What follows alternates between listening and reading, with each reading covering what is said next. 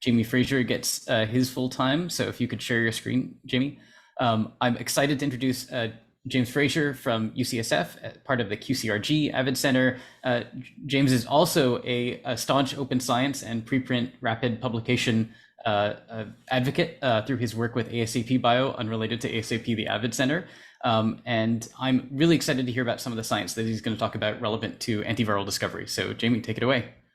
All right. Hopefully you can hear me all right, John. Thumbs up. We can. Okay, great. Yeah, it's I have sort of two types of talks that I give. I often give sort of the political preprint talks, but Frank has covered that ground really nicely today. So I'm going to tell you about our efforts, which actually are nicely involving Frank and some of his teammates in the UK. Finding new ligands for the SARS-CoV-2 macrodomain. I just want to start up front by acknowledging the amazing postdocs and trainees who led our initial efforts on this during really tough times, and who, there's sort of a dividing line halfway on this slide of people who've never actually met in person. So on the UCSF side, Galen Corey, who is a postdoc, now staff scientist in my group, and Stefan Gabauer, who was in Brian Schoiket's group as a postdoc, and then Darren Fearon and Marion Schuler on the UK side, working with Frank and Ivan Ahel especially, really came together in tough times. And I love talking after Frank, because it also is one of these really positive open science experiences, which I'll touch on, but I just wanted to bring that up front. All right, so at the outset of the pandemic, our group at UCSF got together. This is actually the last photo in sort of mid-February of many investigators that eventually grew more and more. But it was catalyzed by Nevin Krogan, who's wearing, I think, the second ugliest shirt in this photo. So the big guy with the gray hair here.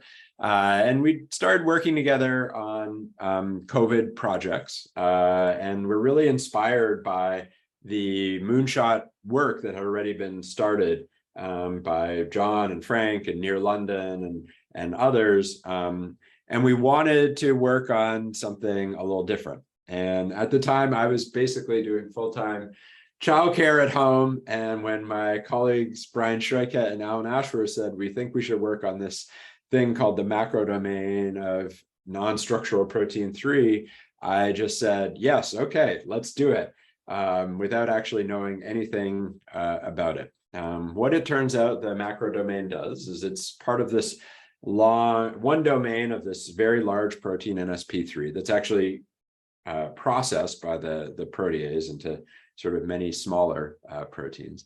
And it's an eraser of the post-translational modification ADP ribosylation, which can be attached to many different amino acid side chains. The viral one seems to mainly cleave it off acidic side chains, as shown on the right of the slide. And it binds to ADP ribose in this active site, sort of in the middle of the slide here.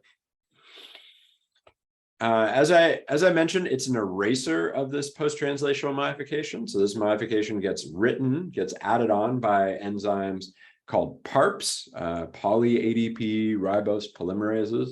The poly can be a bit of a misnomer. Some of them are actually MARPs. They just will add one ADP ribose moiety, but there is potential for much more complex poly-ADP ribose and branching. And this is actually how we got really interested in it, because Alan Ashworth, who directs our cancer center here at UCSF, is one of the world leaders in PARP inhibitors. So these are very commonly used now in certain breast cancers with approved medicines. And actually, I think there's a really nice parallel here to kinases and phosphatases, where we have really good chemical tools to probe a certain aspect of the biology of the post-translational modification, the writing of the post-translational modification with inhibitors to kinases and PARPs, but we lack the chemical tools to really dissect the erasers of these post-translational modifications, phosphatases, which is actually how I first started working with Frank, trying to discover inhibitors of phosphatases, and now these macrodomains, where they're really, at the outset of the pandemic, were not good chemical tools that could be used to probe the function of viral macrodomains, and indeed, there are only very limited chemical tools against any of the human enzymes that act as the erasers. So what does macrodomain do? It's still very much a developing field. What it does is it blocks the output of interferon signaling. So in interferon signaling, PARP enzymes receive signal transduction and add ADP ribosylations to different target proteins. We can think of this as going on in parallel to phosphorylation signaling cascades. And the macrodomain is removing those ADP ribosylations, counteracting the antiviral immune response and leading to viral pathogenesis. There may also be a really interesting temporal aspect here that is involved in some of the inflammation that's so problematic in SARS-CoV-2, where interferon response is not activated or shut down with proper temporal regulation. That may be an important part of studying NSP3.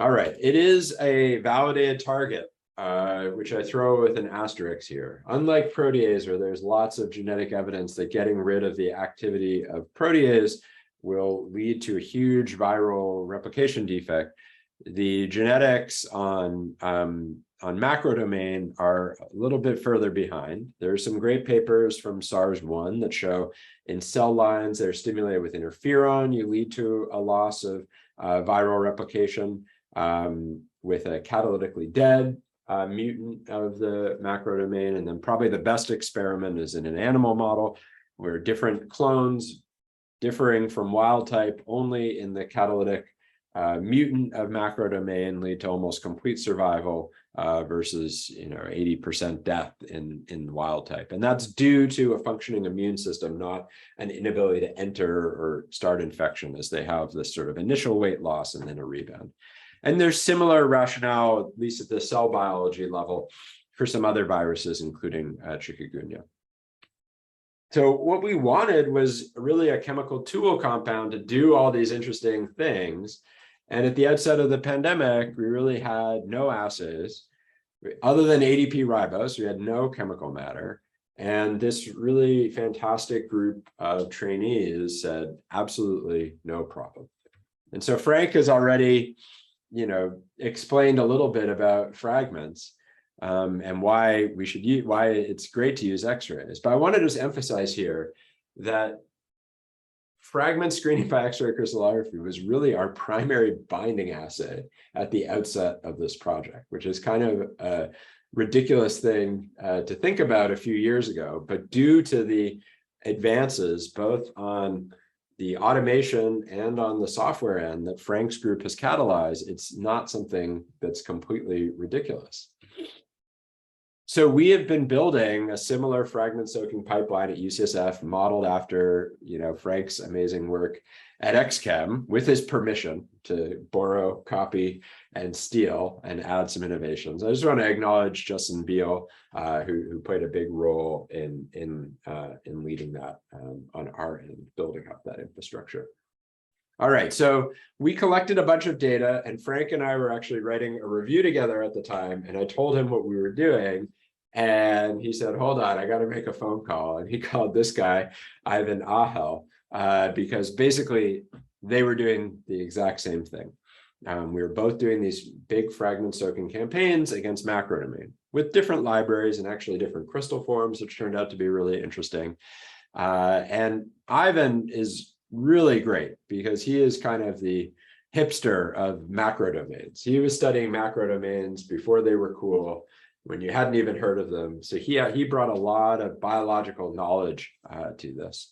And then Darren really led all the, my understanding, led a lot of the data collection efforts at Diamond. And Marion really is this fantastic biochemist who purified the thing, figured out a lot of the crystallography in the beginning, and has been just an amazing collaborator. So they were doing their their fragment screen. We were doing our fragment screen with our sort of pan lab QCRG structural biology team, led by Galen, and then also involving Mike Thompson, Iris Young, and others. And we were doing it actually across many different light sources in the US, wherever we could get beam time. So we actually did some of these experiments at ALS in Berkeley, some at SSRL, some at NSLS2 in Brookhaven. And the beamline scientists were really generous with their support. And I just want to acknowledge them because they did a lot in really tough circumstances as well. So we decided to team up. We said, why write 2 papers when we can write one really good paper? And that may be some of the reason that the paper took so long to write. I think also one of the other reasons is just the analysis of, how to describe a vanguard target like macrodomain, where there wasn't kind of an established nomenclature as there is for protease, also took a long time. And we exchanged all the data and we wrote everything together, and it's been a really remarkable collaboration. I think there's much greater power in teaming up, and I love this spirit that we brought to this, and we continue to exchange everything really openly, and it's been just fantastic. So the big results were this map here of the ligandable surface of the macrodomain. And every time I look at this, I'm still a little bit surprised. On the left of the slide, you see the overlay of the product, ADP ribose. And we kind of expect the fragments to line the area of the product. And rather than doing that, what they do is and that would go sort of east to west along, left to right. Instead, what they do is they go really up and down this huge trench that extends beyond the adenine site and below the first ribose. And that was really interesting to us. So not truly a substrate mimic, but rather this up and down set of fragments. And this was consistent across multiple crystal forms. So as we were releasing this data, Frank has already touched on this, but I want to feed the trolls a little too. These critiques come out about what makes a good structure. And this gets to a lot of the issues that Frank raised of how do we communicate, especially the more complicated data processing that we do. I'll just pull one quote here, which is, what concerned us most, however, were the discrepancies between the atomic coordinates and the electron density maps calculated using the map coefficients downloaded from the PDB. And so you can see this is the map if you pull it down from the PDB. But what I think is really important is, rather than what makes a good structure, what makes a really useful structure, right, is looking at the data and the ways that Frank and Nick Pierce especially have taught us that have no bias of what the ligand identity is, and we reveal maps that are interpretable that give us the identity of the fragment, the coordinated conformational changes. You can see the phenylalanine flipping up here.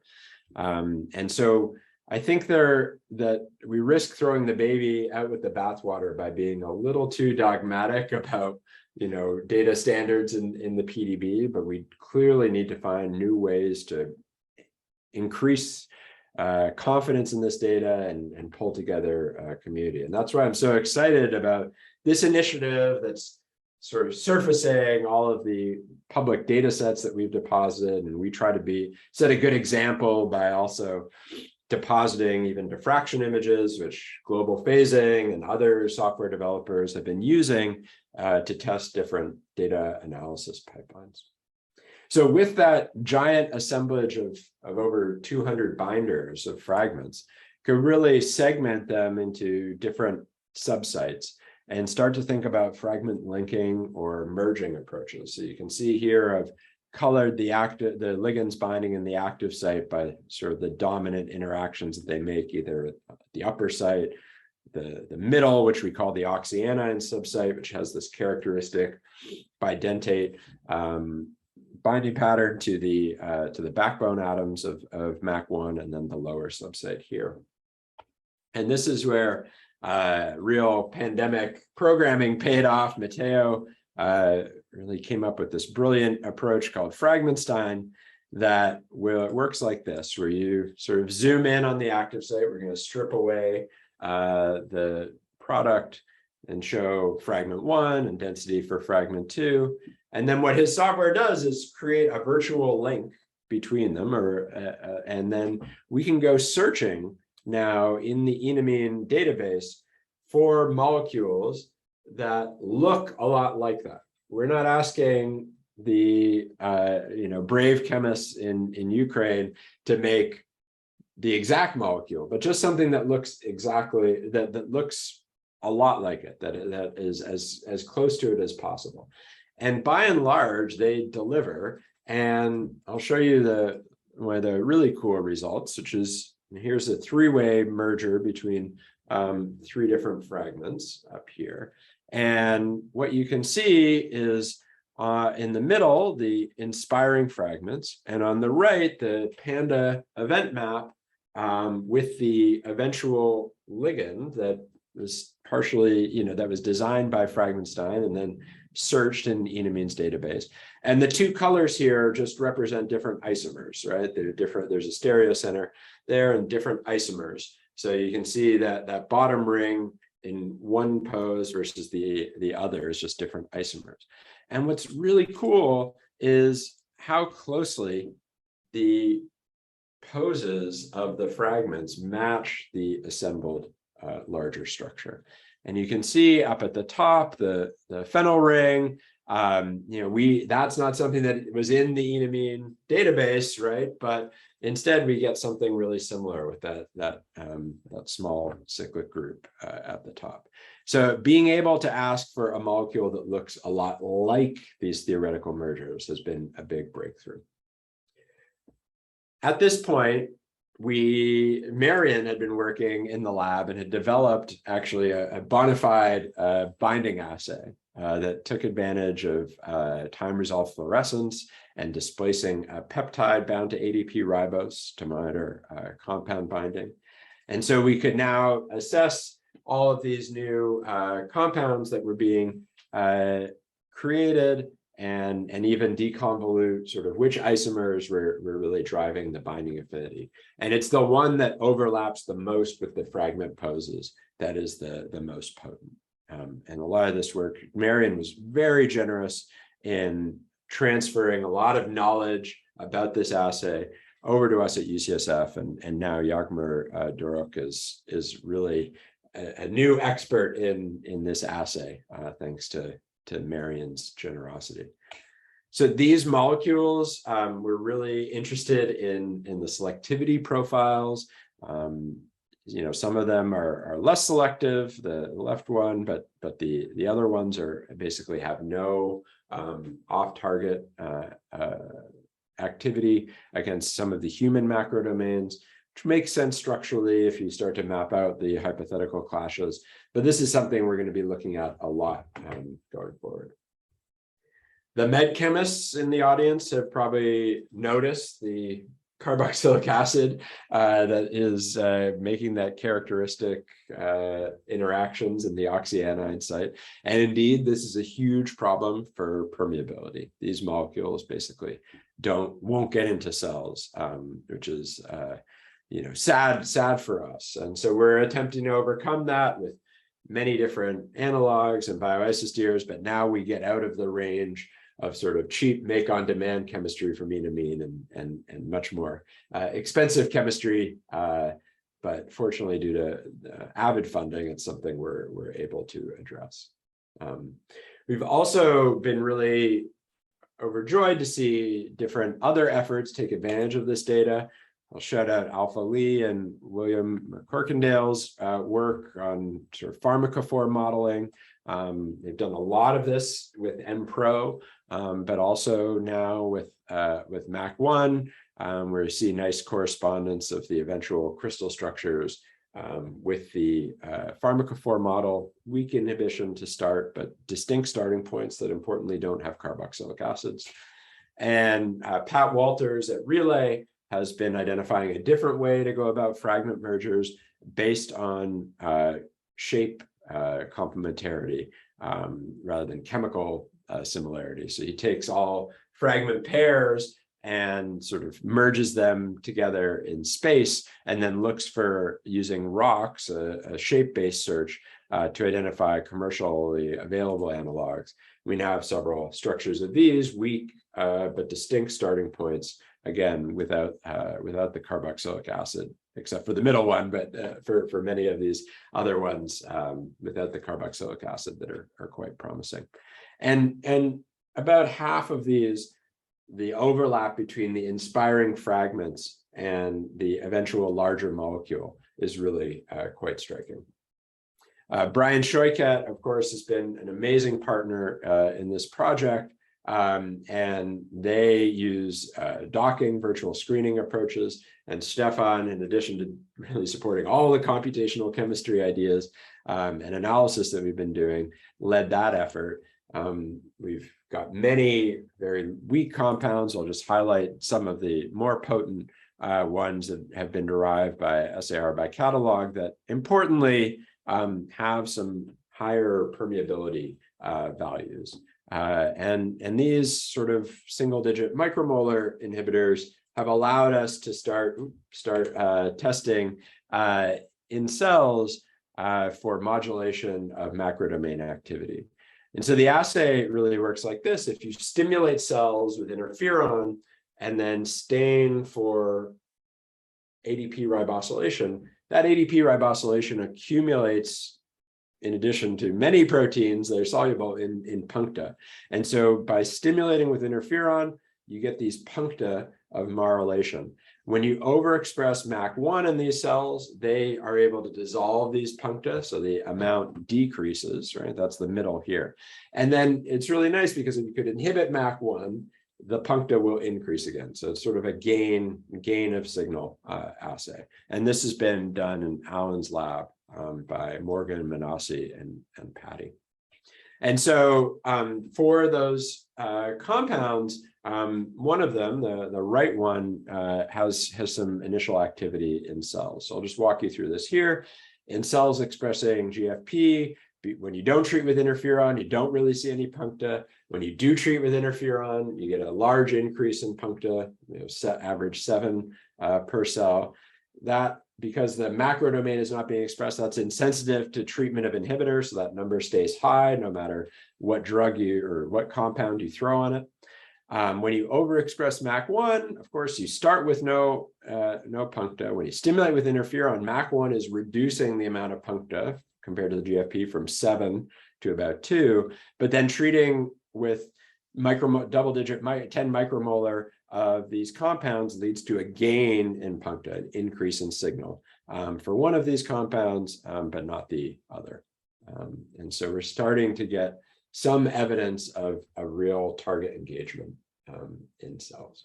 And I was going to tease some of the other neutron and mechanistic enzymology studies that we're doing, but I think I will, for the sake of time, skip to the end slide of that and let you know that neutrons are really cool, and that we think that there are some insights from the orientation of solvation and protonation states that are going to help us design more potent compounds. And we're really excited to pair that information with information about the conformational dynamics of MAC1, which the compounds are helping us discover, including very dramatic conformational rearrangements that occur in the crystal that are stabilized by some of these compounds. So with that, I'm just going to thank our growing team Macrodomain here. This has really been an amazing collaboration at UCSF, but also importantly, as I hope I've given you enough of credit, but Frank, Ivan, Marion have all been just fantastic collaborators, and Darren, as we got this going. And so I'll just finish by saying Galen has solved, I think now, in the hundreds of crystal structures per paper on this project. And we're really excited for methods developers to use this data going forward as a model system, as well as for other people to design better compounds. we are united by a common foe, and that's the viruses. And so we will do anything we can to help enable other folks to probe the chemical biology of this really exciting protein family. So thank you so much, John, for organizing this. I think this is a fantastic initiative, and I'm excited to take any questions and also to join future events and learn more about what the other groups are doing. Thanks so much, James. That's a fantastic tour of science and technology. I'm going to open up the gallery now, and so we can see all of us, hopefully. Great. And with that, I don't know if there's any more questions in Q&A, so I'm going to stop recording, and then I'm going